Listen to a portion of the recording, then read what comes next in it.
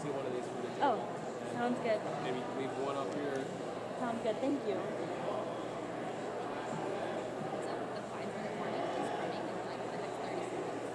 And then we want to start at 30. Or did someone say you need to push back? Should we start it? Because they're not. At 30. So you're going to say at 25, they're 5 minutes. At 30, you are going to give them a nod. That's going to be his cue to start playing, and that'll be our cue to have them start processing. So that will be good.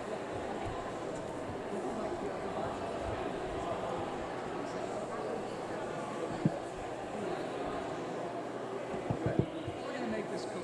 Ladies and gentlemen. Hello, everybody.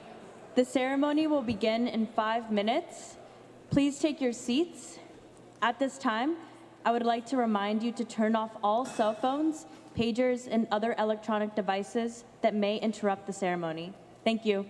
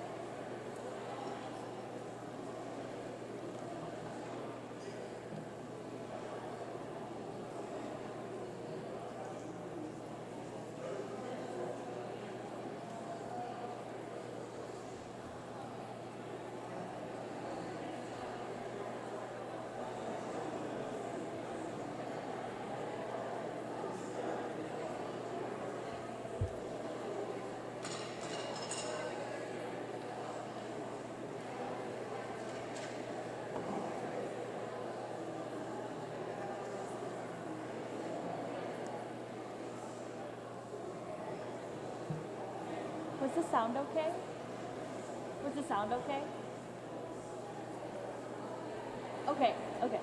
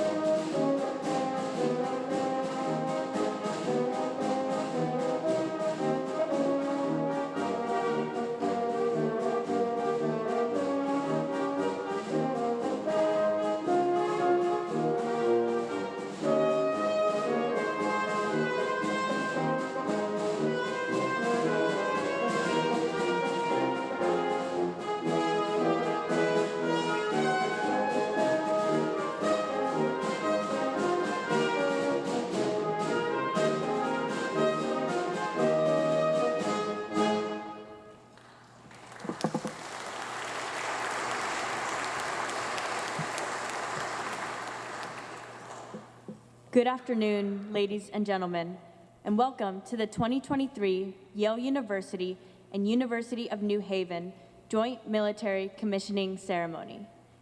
I am Cadet Anouk Skembry, and I will be your Master of Ceremonies. We are gathered here to continue a tradition rooted in military history and custom. Today, 2 cadets will commission as second lieutenants in the United States Army. 1 midshipman will commission as a second lieutenant in the United States Marine Corps. 5 midshipmen will commission as ensigns in the United States Navy. 9 cadets will commission as second lieutenants in the United States Air Force.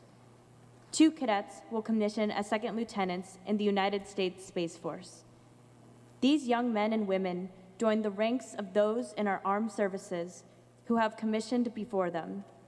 We would like to thank all of you gathered here today for supporting these new officers and for joining us for this momentous occasion.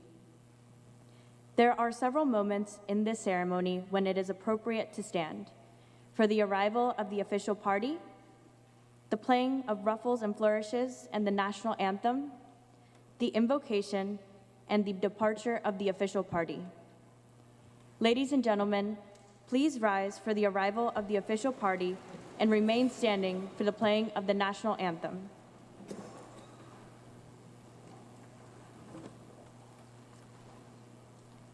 Lieutenant Colonel Seth Allen, United States Army, Commander, Army ROTC, University of Connecticut.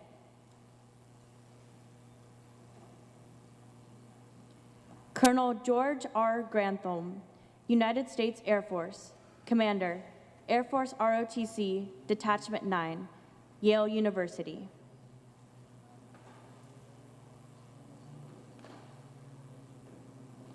Captain Ronald L. Withrow, United States Navy, Commander, Naval ROTC, Yale University.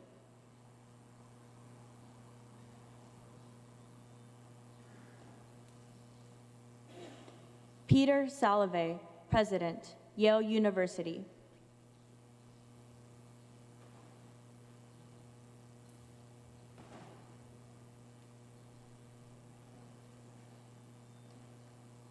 Today's honored guest and keynote speaker, General David D. Thompson, Vice Chief of Space Operations.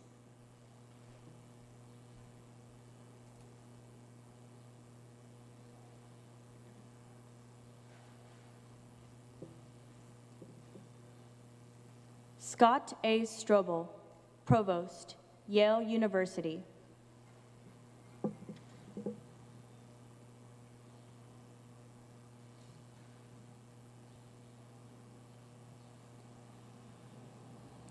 Kimberly M. Goff Cruz, Secretary and Vice President for University Life at Yale University.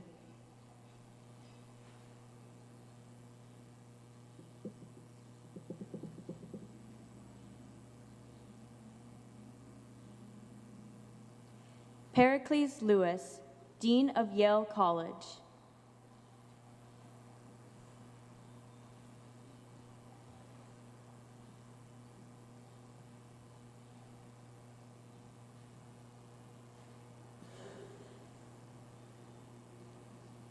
Sharon M. K. Kugler, Yale University Chaplain.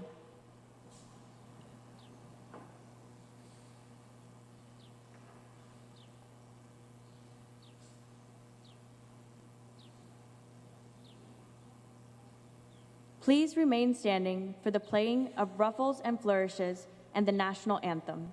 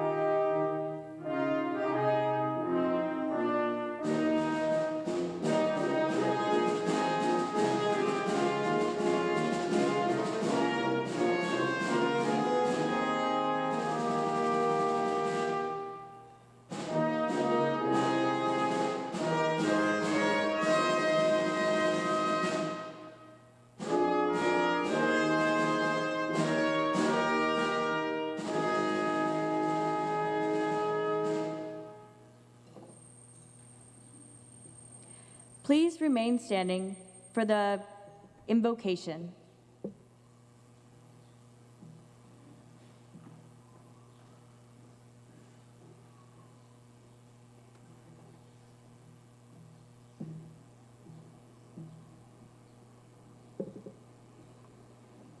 Almighty and loving God, it is you who calls us to our full humanity. May we feel embraced by your presence today as we accept a new and daunting responsibility. We understand this commissioning as both blessing and burden. Walk with us as we seek to be light in the darkness, striving to be generous, merciful, and just. Enable us to act morally and with boldness to defend and foster the equality of a person, the hopes of a people, the justice of the ages.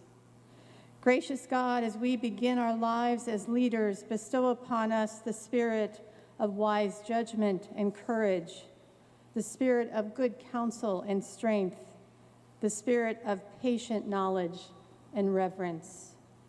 Eternal God, may our greatest triumphs always be discovered as we walk in your light.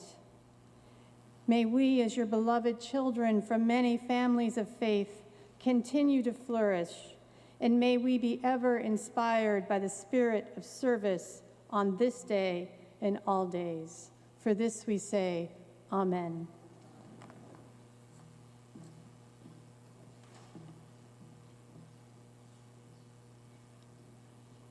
Please be seated.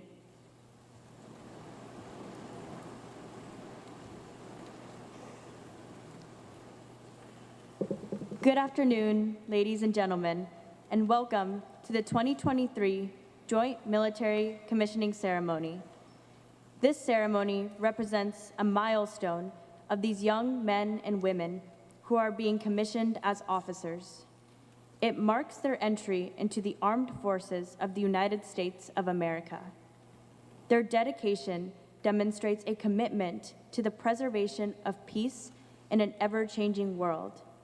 Their responsibility to serve as leaders and sacrifice for their country begins today. At this time, I would like to welcome Colonel George Granholm, Commander of Air Force ROTC at Yale University, to the podium.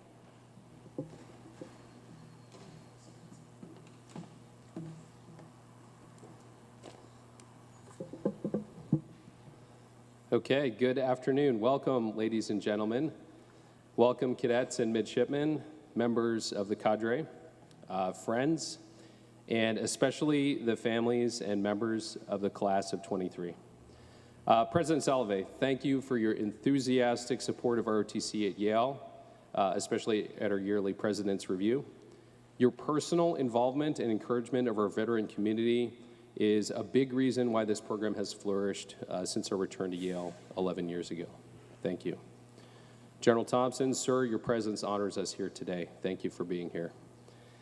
Provost Strobel, thank you for taking the time to be here despite your incredibly numerous responsibilities. We appreciate your time. Secretary Goff Cruz, we are grateful for everything you have done for our students and the veteran community here at Yale, especially your support of our diversity groups and the yearly Veterans Day ceremony. Dean Lewis, the Departments of Naval Science and Aerospace Studies have enjoyed getting to know you this year, and we greatly appreciate your office's financial, academic, and moral support of our priorities here at Yale. And Chaplain Kugler, of course, thank you for hosting us in these magnificent surroundings today. Warm welcome also to the Yale deans, heads of college, professors, and staff who are joining us today, and the members of the Yale Veterans Association and Yale Veterans Network. I would also like to welcome our guests from the University of Connecticut, the University of New Haven, and our other Air Force ROTC partner universities, including Quinnipiac, Southern Connecticut State, Sacred Heart, Wesleyan, Fairfield, and Western Connecticut. Thank you for all you do in support of Yale ROTC. To our teammates in the YCDO, George Levesque and Risa Sodi, and our newly retired veteran liaison, Jack Beecher. Congratulations, Jack. You are why our cadets and midshipmen tell us that Yale feels like home. Thank you for your partnership and friendship over the past 3 years. I'd also like to recognize Professor Paul Kennedy, who is here in attendance today. As many of us know, Professor Kennedy is one of the 3 founders of the Brady Johnson Program in Grant Strategy, along with John Gaddis and Charlie Hill. And he's been a chief advisor to our military studies curriculum here at Yale. And Paul, I know that taking your class is one of the most rewarding and challenging parts of our ROTC course of study. Thank you. A special thanks to Tom Duffy. Tom always says yes every time we ask him for something, and he arranged and performed on the snare drum, as you may have noted, the music that you're hearing today, along with the help of our very talented brass quartet. So thank you, and round of applause for the incredible band.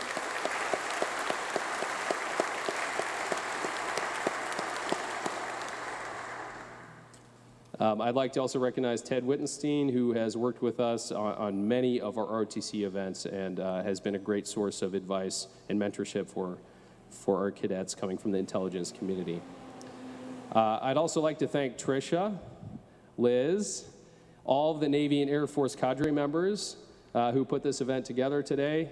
A lot of hours of work that went into this. And of course, our 2 primary cadet POCs, who we all know did most of the work, Cadet McKenna Picton and Cadet Anouk Skembry. Job well done.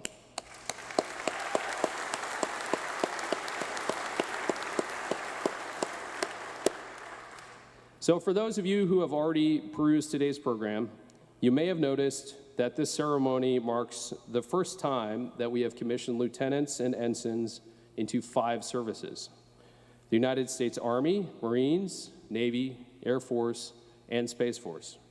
It is truly a momentous occasion today. These lieutenants and ensigns are entering our armed forces during a turbulent time. When they applied to join ROTC, for most of them about 5 years ago, we were still fighting the longest war in American history. Only a few months after the withdrawal of our forces from Afghanistan, Russia invaded Ukraine, testing the strength of our resolve and the cohesion of our most important alliance. We are also engaged in a continuing struggle to protect our assets in cyberspace and to control the ultimate high ground in space. Over the past 4 years, we have also experienced conflict within our country's borders. Our political parties and entire sectors of our society seem to be permanently at odds with one another.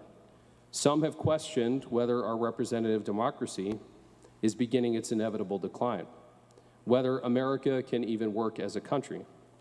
Even the concept of truth itself, part of Yale's motto, is under assault. And yet, as I look out at our newest 19 soldiers, Marines, sailors, airmen, and guardians, I cannot help but be optimistic about our country's future. These young men and women have, with full awareness of the many challenges facing the United States, taken the harder and the lonelier path, a path that will require great sacrifices of them and their families. In a few minutes, they will take an oath to defend the principles upon which our country was founded, with their lives if necessary. But they take this obligation freely, placing the needs of the team, the service, and the nation before their own. The spirit of service and sacrifice that they embody is the future of America, truly the better angels of our nature. To the parents of our cadets and midshipmen, we are grateful for everything you did to mold them into the leaders of integrity that you see before you today. I'm sure it's no exaggeration to say they would not be here without your constant support and encouragement. Thank you for giving us your sons and daughters for the past 4 years. And we thank you in advance for supporting them as they go out to serve and defend our interests around the world. Finally, to the class of 23, thank you for allowing me and Captain Withrow to make some small contribution to your development as leaders. We have appreciated your enthusiasm, your dedication, your warrior spirit, and most of all, your willingness to place the needs of others before your own. I know you will serve with distinction and honor.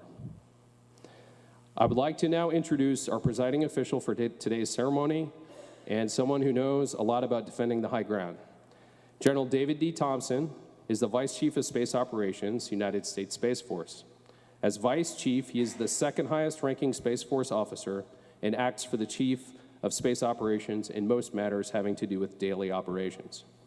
General Thompson was commissioned in 1985 as a graduate of the U.S. Air Force Academy and received his master's in aeronautics and astronautics from Purdue in 1989. He's been a rocket propulsion engineer. Yes, he's a rocket scientist. An associate professor in the Department of Astronautics at the U.S. Air Force Academy, and has commanded operational space units at the squadron, group, and wing levels. General Thompson was also selected to be an Olmsted Scholar, for which he learned German at the Defense Language Institute and completed 2 years of study at the Johannes Kepler Institute in Linz, Austria. Please join me in giving a warm welcome to General Thompson.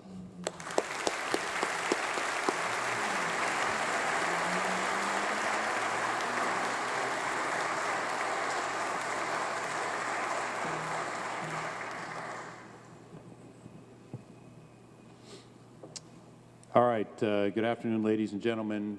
President Salve, Provost, Secretary, Dean, Chaplain, thanks to you all for hosting us as well. Thank you for your commitment to officer training here at Yale University. I know there's faculty and staff here, not just from Yale, but the other universities represented. Thanks to all of you. Thank you for embracing and preparing and developing leaders of character for the security and the defense of the nation.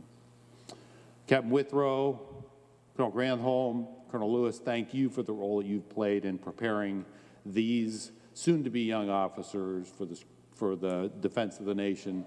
If you would all join me just for a minute, I'd like to especially recognize Colonel Granholm, who today, in this ceremony,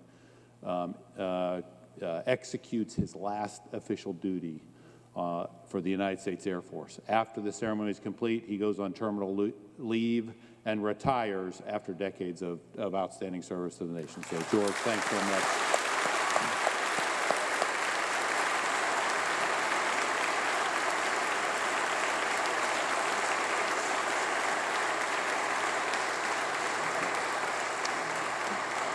You've done your full duty, so enjoy your retirement. Okay, I'd like to extend my greeting to everyone else as well. I am not going to try between our MC and our host. I'm not going to try and name all those folks, but I do want to extend my greetings and thanks for you all being here today. I feel I have 2 purposes at this ceremony today. The second purpose I have is to administer the oath of office to this group of cadets who will become officers. In fact, that's really my only official duty. It's a statutory duty required by the Constitution. I'm going to talk a little bit more about that in a minute. But I think first I'd like to execute what I believe is my first duty. And my first duty, I'm going to levy a task on all of you, your final task as cadets before you become officers and leaders in the Armed Forces of the United States. Upon my command, which is to stand up, I am going to ask you for 10 seconds to make eye contact with people in the audience without whose help, assistance, support, mentorship, education, and training, you would not be here today. And in making that eye contact, I want you to make it clear to them your great appreciation and thanks for what they did. After 10 seconds of doing that, we'll give them a round of applause. But I feel you owe them a vote of thanks and appreciation for all of the work everyone in this audience has done to get you here today. Ready? Please rise.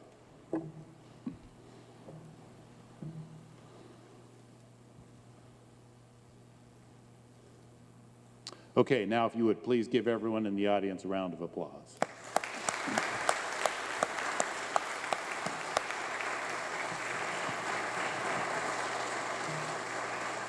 Okay, you may be seated.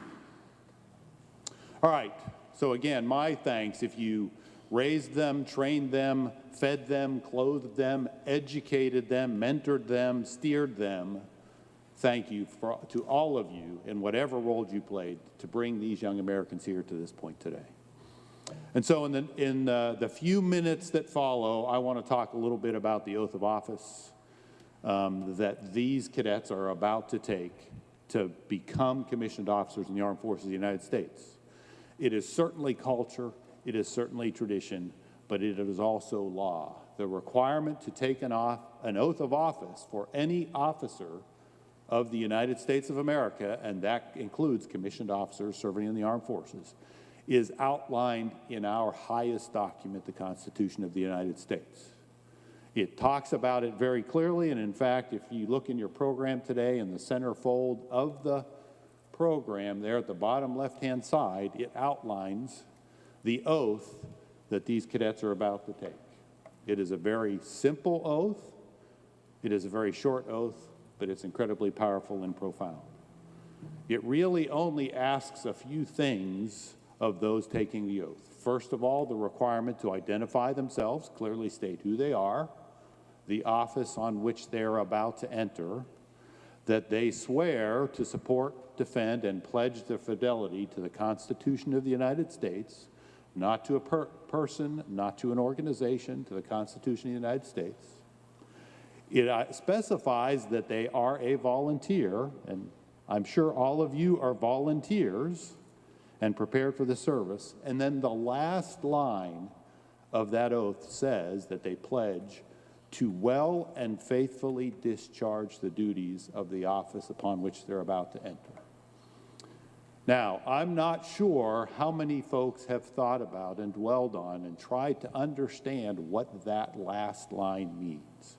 How does one well and faithfully discharge the duties?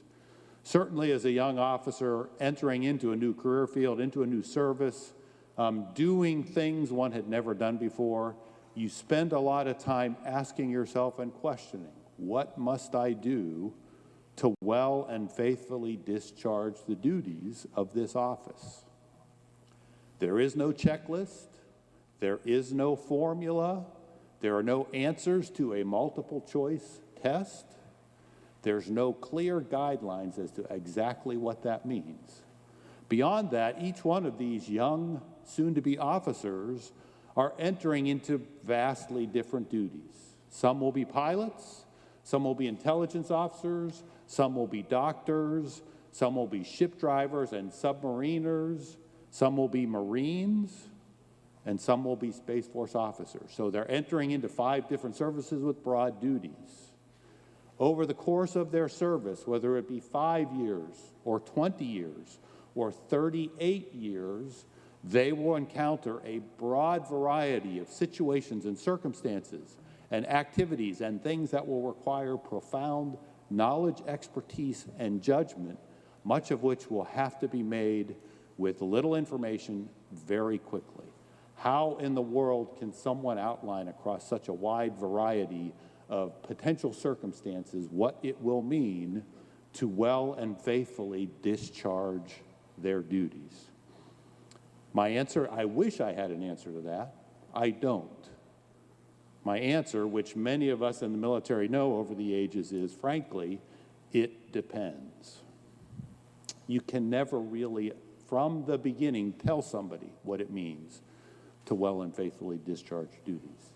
You can, however, discuss some of the attributes and qualities and characteristics of people who do well and faithfully discharge those duties. And I thought about that a little bit as a preparation for this ceremony today, and I thought I would write down some of those qualities and those characteristics and attributes of an officer in the Armed Forces of the United States who well and faithfully discharges their duties, and I'd like to share them with all of you and our soon-to-be officers themselves. The first is, start every day determined to make Mom proud, and finish every day knowing that you did. Be the first person that comes to mind when somebody says wingman, shipmate, battle buddy, guardian, or Marine. Don't see a world full of obstacles, see a world full of challenges and opportunities. Don't take yourself too seriously, but take what you do very seriously. Don't worry about the job you didn't get. Don't worry about the job you want next. Worry about the job that you are doing today. Do that job exactly the same way, whether somebody is looking or somebody is not. Don't be afraid to make mistakes, but don't make the same mistake twice. Don't walk by a problem. Don't care who gets the credit. Sweat the details. Don't sweat the small stuff. Learn how to tell the difference. Praise people in public, criticize them in private. Eat last, drink last, sleep last. As the Japanese might say, fall down 7 times, stand up 8. As the Brits might say, when chaos reigns, keep calm and carry on. Frankly, bottom line at the end of the day, take care of your people and refuse to let the mission fail. Not on your watch, not ever. Those are the traits of somebody who well and faithfully discharges the duties of the office upon which they're about to enter.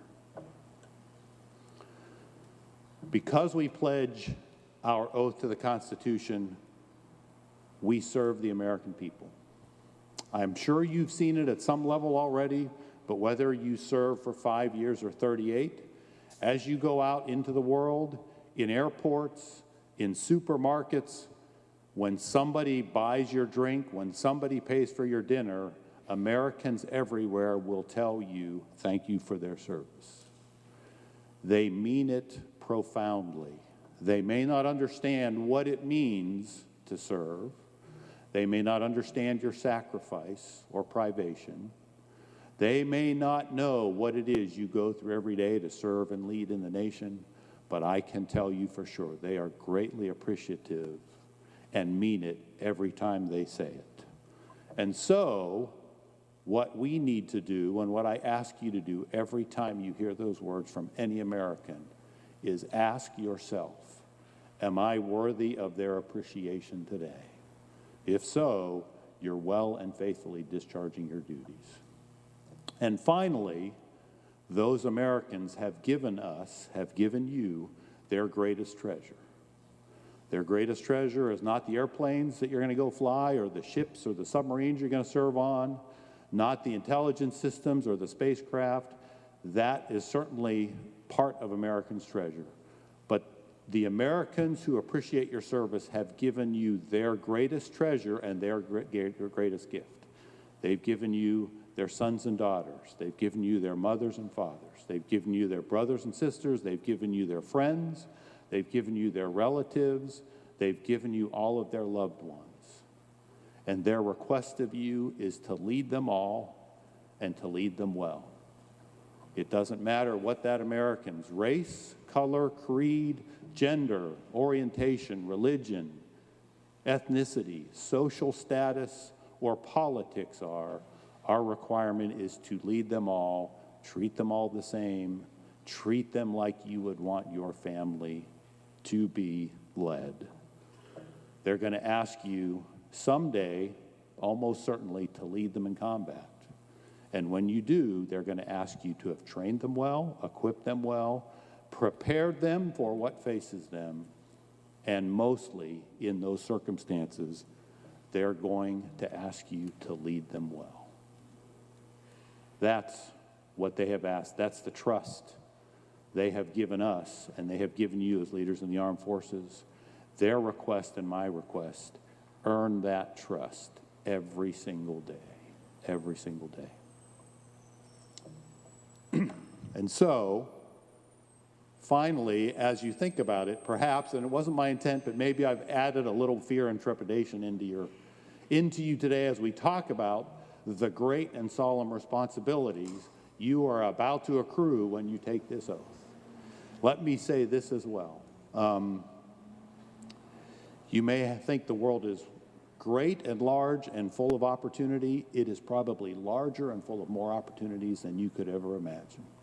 You may have great dreams and aspirations of what you might achieve.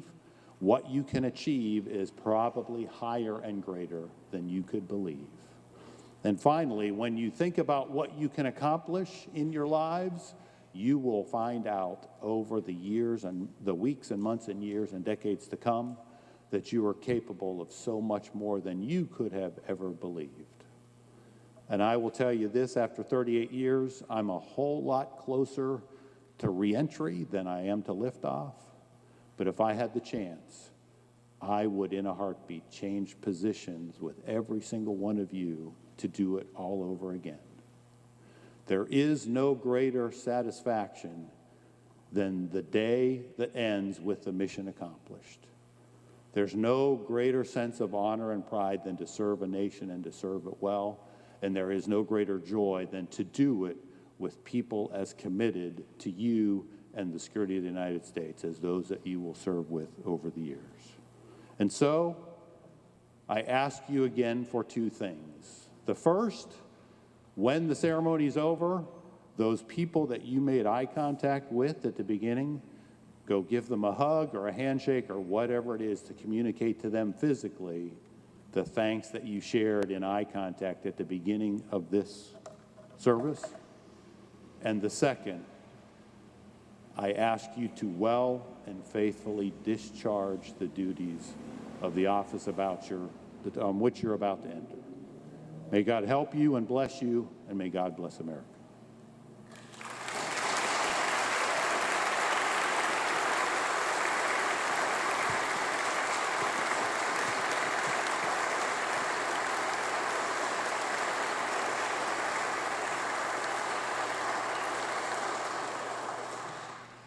Thank you, General Thompson.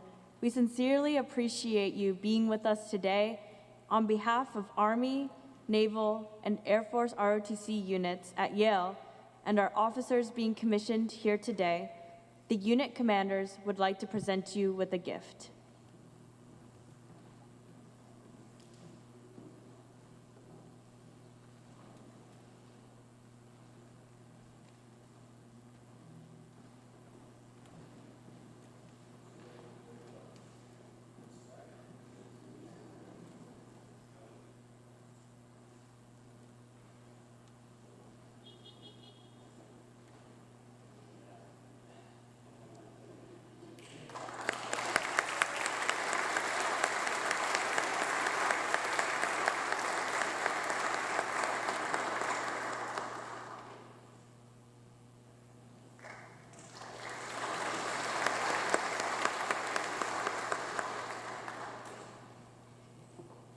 Cadets and midshipmen, please take your places on stage.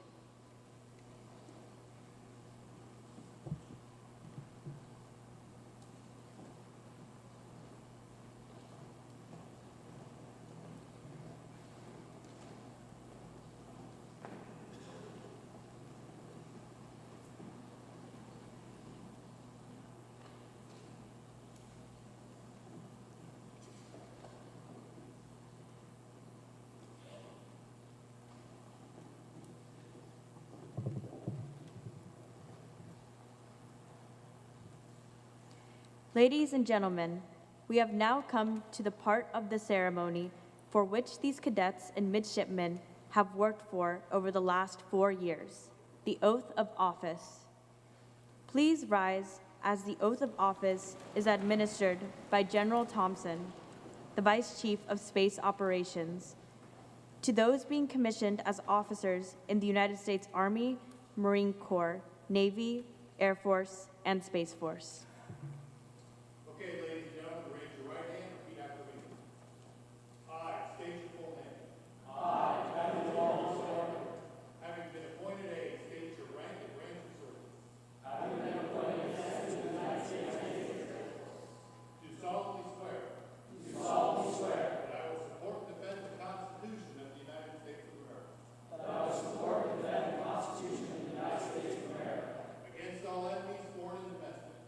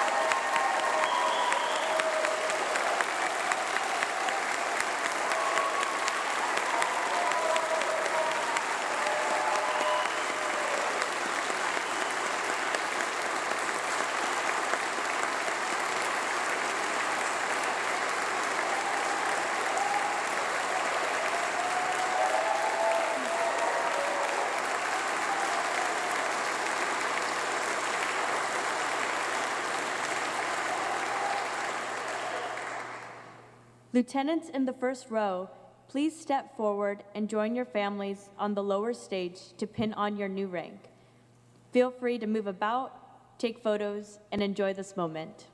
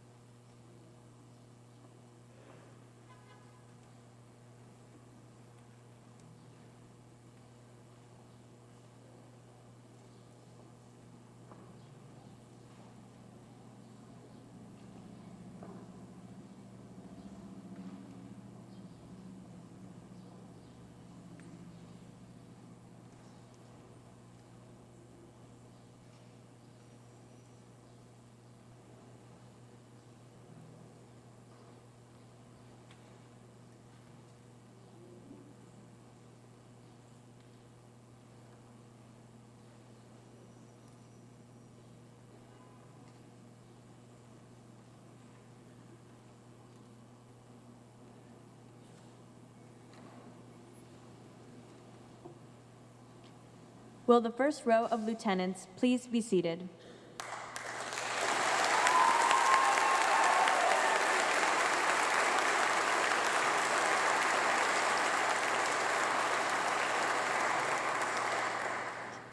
Lieutenants in the second row, please step forward and join your families on the lower stage to pin on your new rank.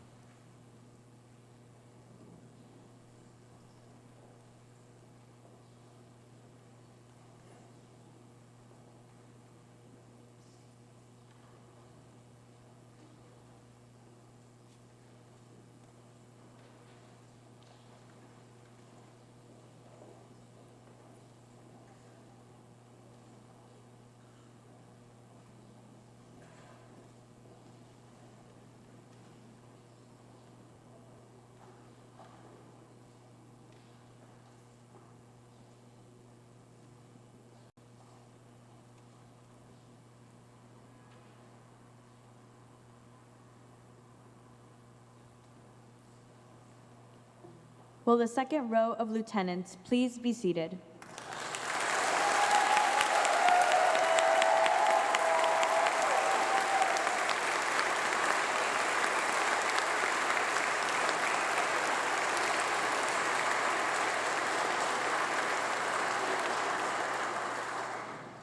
Ensigns and lieutenants in the third row, please step forward and join your families on the lower stage to pin on your new rank.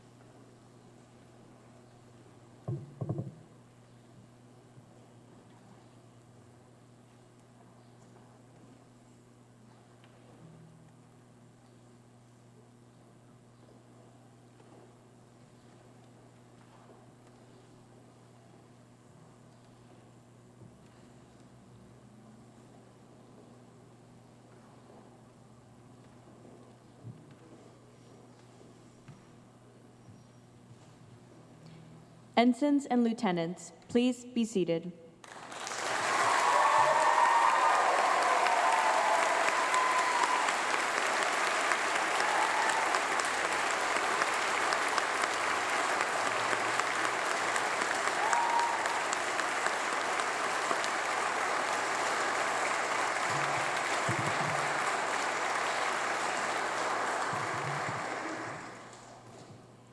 General Thompson, President Salovey, Lieutenant Colonel Allen, Captain Withrow, and Colonel Granholm will now present the commissioning certificates to the new ensigns and second lieutenants.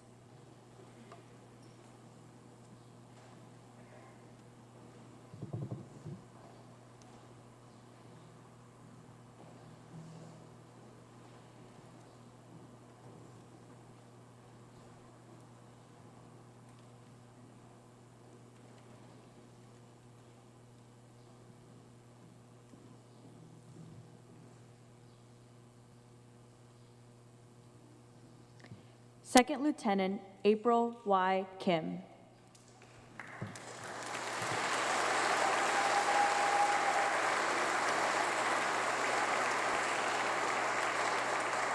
Second Lieutenant Kim is from Arlington, Massachusetts, and has graduated from Yale University with a degree in architecture.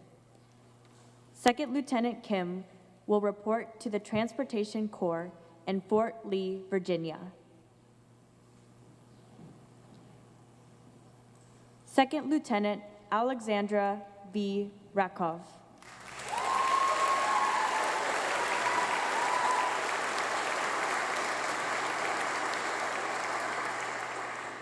Second Lieutenant Rakov is from New Haven, Connecticut, and has graduated from Yale University with a degree in molecular, cellular, and developmental biology. Second Lieutenant Rakov will report to the Medical Service Corps in Fort Sam Houston, Texas. Lieutenant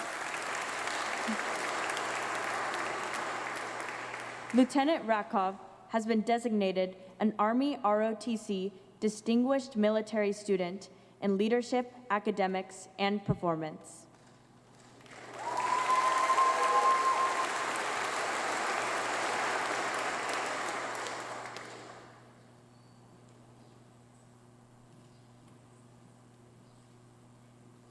Second Lieutenant Aaron M. Koo.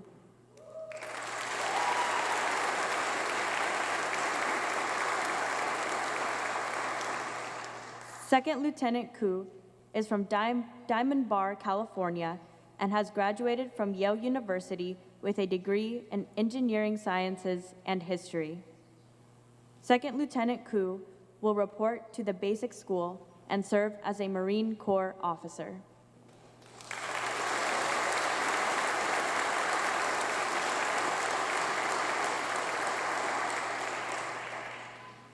Ensign Dan V. Wynn.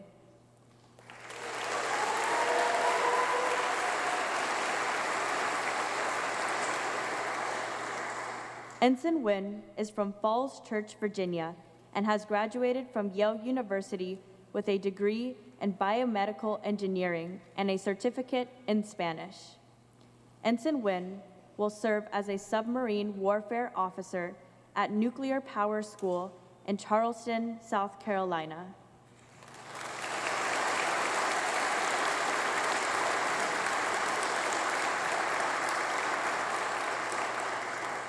Ensign Wynn has been designated the Distinguished Midshipman Graduate for Yale University and ROTC.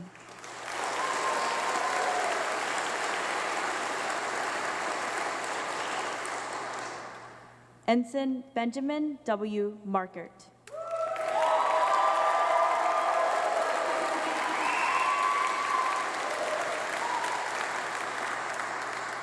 Ensign Markert is from Portsmouth, Rhode Island, and has graduated from Yale University with a degree in mechanical engineering and humanities. Ensign Markert will serve as a student naval aviator in Pensacola, Florida.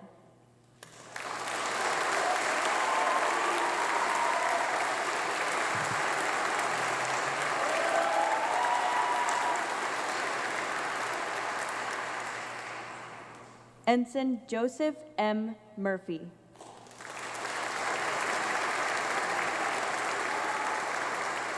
Ensign Murphy is from Milwaukee, Wisconsin, and has graduated from Yale University with a degree in history. Ensign Murphy will serve as a Naval Intelligence Officer in Dam Neck Annex, Virginia.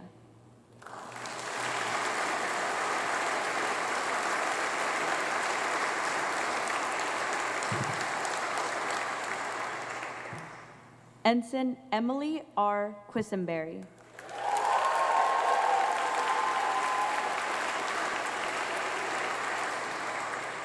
Ensign Quisenberry is from Glenelg, Maryland, and has graduated from Yale University with a degree in chemical engineering.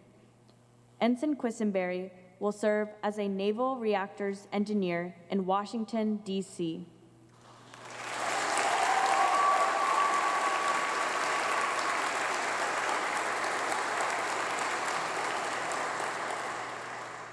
Ensign Kevin R. Walsh.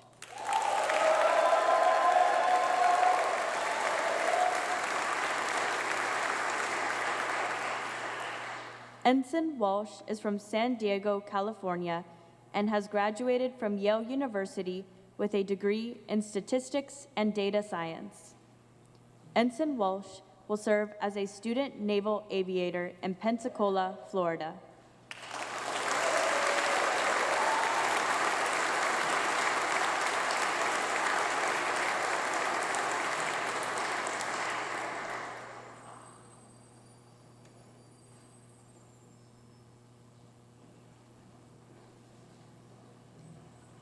Second Lieutenant James R. Crosdale.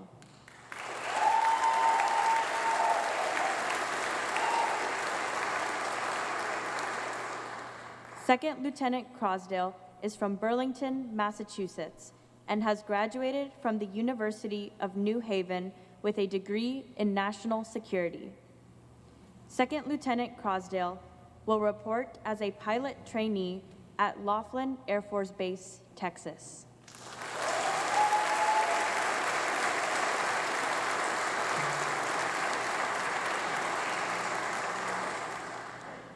Second Lieutenant Danielle J. Daly.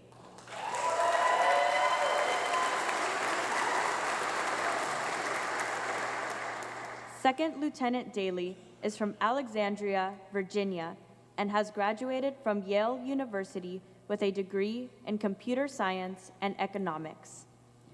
Second Lieutenant Daly will report as a remotely piloted aircraft pilot trainee at Randolph Air Force Base, Texas.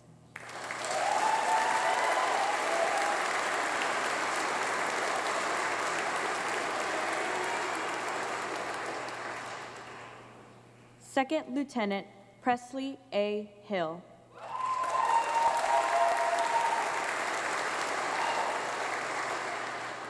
Second Lieutenant Hill is from Franklin, Connecticut, and has graduated from the University of New Haven with a degree in forensic psychology and a minor in Russian.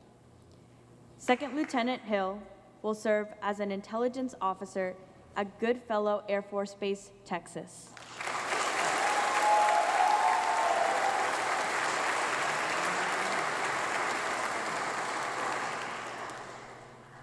Second Lieutenant Quinton J. Hoagland.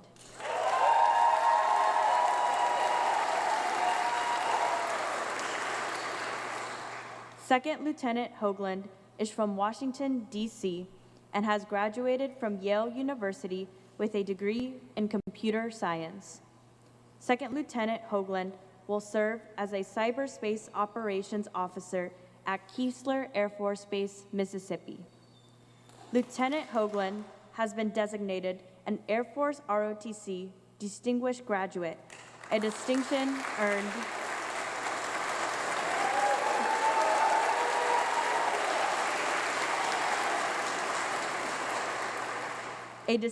earned by the top 10% of cadets across the ROTC enterprise.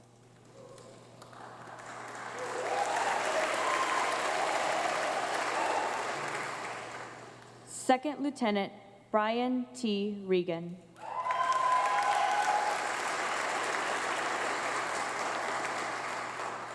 Second Lieutenant Regan is from Redondo Beach, California, and has graduated from Yale University with a degree in mechanical engineering.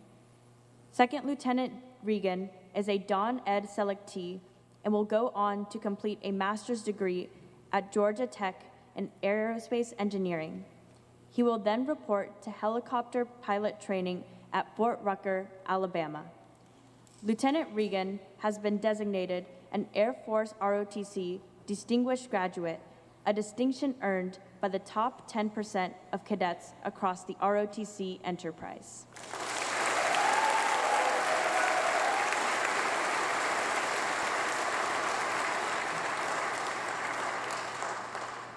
Second Lieutenant Cole R. Snedeker.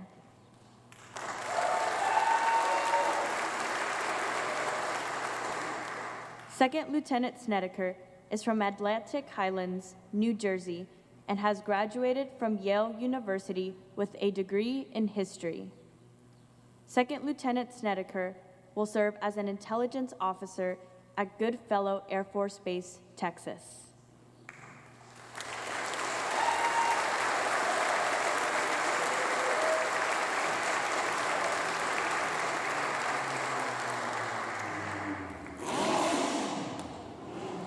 Second Lieutenant Matt J. Vitarelli.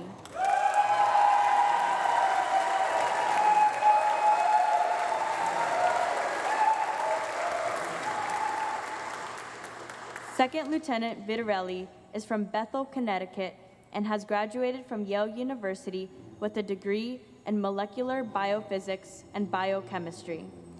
Second Lieutenant Vitarelli will serve as a cyberspace operations officer at Keesler Air Force Base, Mississippi.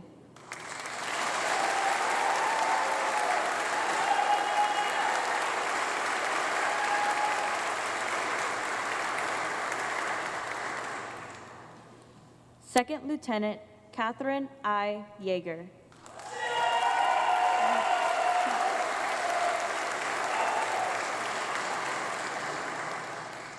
Second Lieutenant Yeager is from Salinas, California, and has graduated from Yale University with a degree in psychology and Russian.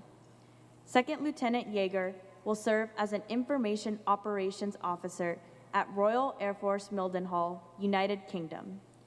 Lieutenant Yeager has been designated an Air Force ROTC Distinguished Graduate, a distinction earned by the top 10% of cadets across the ROTC enterprise.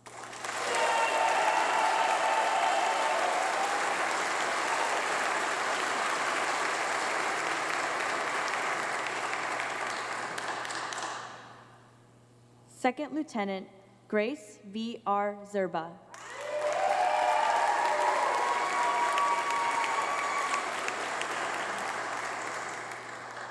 Second Lieutenant Zerba is from Dayton, Ohio, and has graduated from Yale University with a degree in molecular, cellular, and developmental biology. Second Lieutenant Zerba will serve as an acquisitions officer at Eglin Air Force Base, Florida.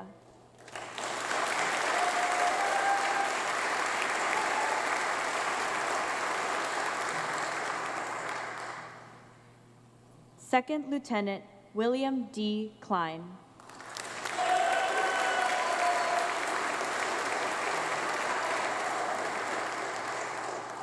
Second Lieutenant Klein is from St. Petersburg, Florida, and has graduated from Yale University with a degree in applied mathematics.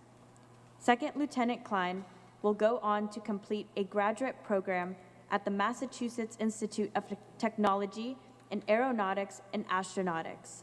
He will then serve as a space operations officer.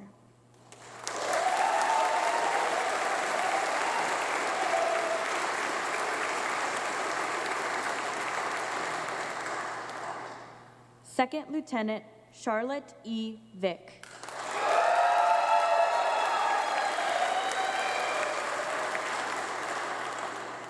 Second Lieutenant Vick is from Englewood, Florida, and has graduated from the University of New Haven with a master's degree in national security.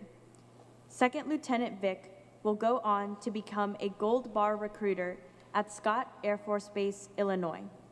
She will then serve as a Space Force intelligence officer.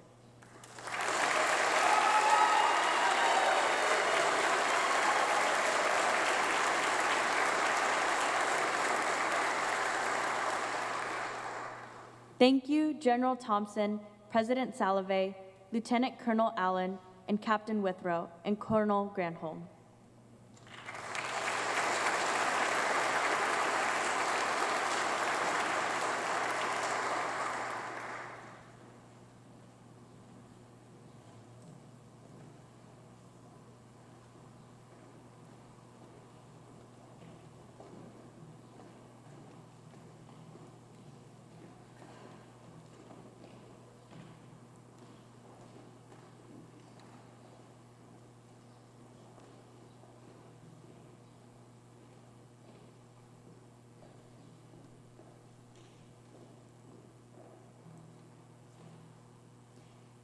I present to you the newest ensigns and second lieutenants of our United States Armed Forces.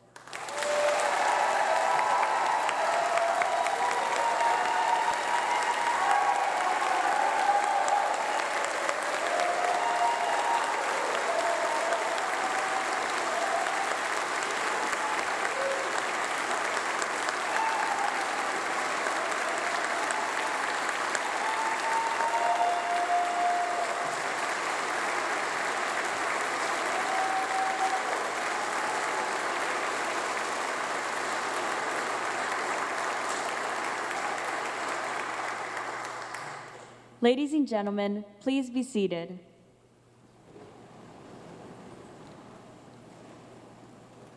I would now like to recognize the members of the Yale Veterans Association in attendance today. In an earlier ceremony, the Yale Veterans Association presented a YVA pin to each new officer to honor the proud legacy of military service among Yale University graduates. The YVA has consistently supported ROTC at Yale since its return to campus in 2012. Thanks in large part to the efforts and the dedication of YVA members, ROTC at Yale University is able to celebrate its 11th anniversary this year. Will the members of the Yale Veterans Association who are in attendance today please stand to be recognized?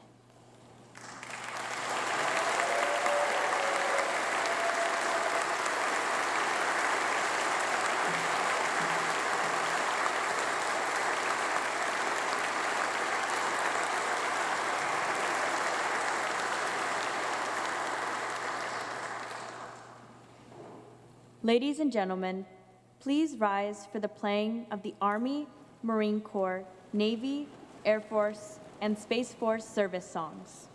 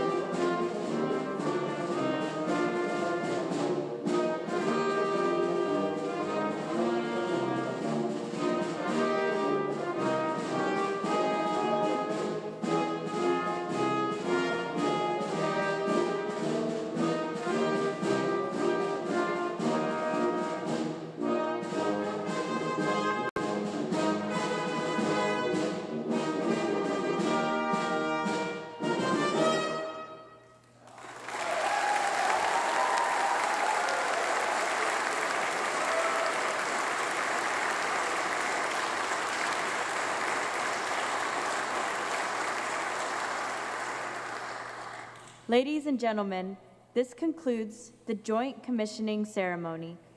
You are all cordially invited to a reception at the Elm City Club immediately following the ceremony. Please remain standing for the departure of the official party and the United States military's newest ensigns and second lieutenants.